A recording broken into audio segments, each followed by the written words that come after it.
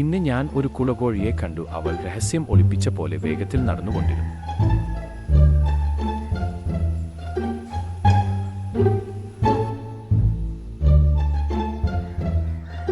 താൽപ്പര്യത്തോടെ ഞാൻ ശാന്തമായി പിന്തുടർന്നു.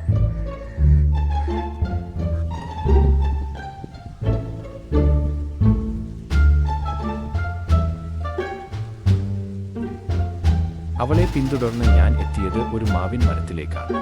പെട്ടെന്ന് അവൾ അതിൻ്റെ കൊമ്പുകളിൽ കാണാതായി. ഞാൻ ചെറുതായി ഒന്ന് നോക്കി. ഒരു രഹസ്യഗതമായ കൂട്, നല്ല വെള്ള കളറിൽ ഉള്ള മുട്ടുകൾ. ഇതൊരു അപൂർവവും മനോഹരവുമായ കാഴ്ചയായിരുന്നു.